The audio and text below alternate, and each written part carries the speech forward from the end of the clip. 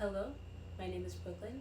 I am an artist and a reader, and today I want to talk about how reading and annotating War and Peace for me as a reader today. So, growing up, I did sort of read children's classics. I read Anne of Green Gables and A Secret Garden, A Little Princess, or sort of the more basic works. But going into like my teenage years and early adulthood, I was, of course, like others, intimidated by the much more bigger and in-depth works. Now, this was not the very first adult classic that I picked up. The very first more grown-up classic that I picked up was 3 years ago, and that was The Picture of Dorian Gray, which I'll show you right now. I picked up The Picture of Dorian Gray about 3 years ago. As you can see, it is annotated, and it was recommended to me because it was shorter and it's a much more digestible classic compared to the others, and I loved it. I absolutely loved it.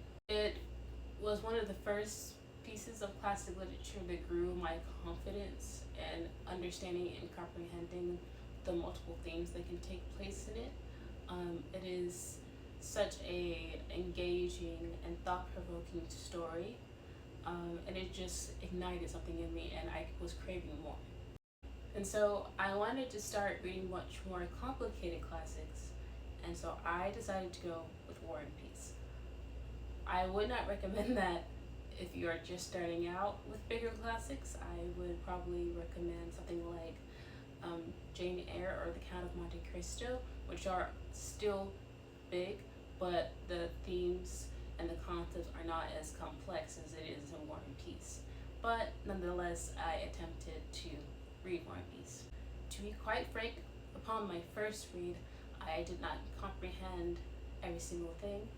So sort of a synopsis. It is basically takes place in Russia, and it follows multiple aristocratic characters throughout the Napoleon Wars, and it deals with legit everything. It deals with war, love, grief, loss, infidelity, all those things.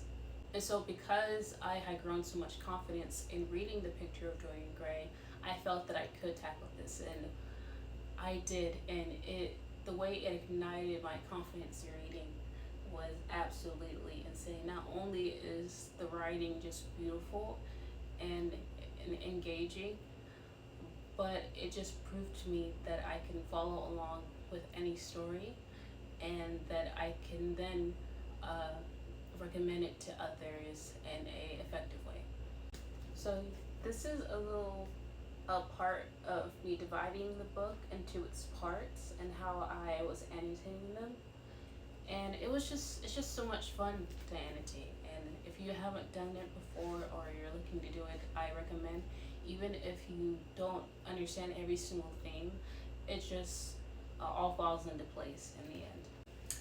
And yeah, I just recommend, if you are intimidated by really big classics, even if you haven't read in a while, sat down to really understand and comprehend a book, I ask you not to be afraid to take it on headstrong and to have confidence in yourself that you can do anything and that you can read and comprehend anything. Okay, thank you so much for watching. I will talk to you soon.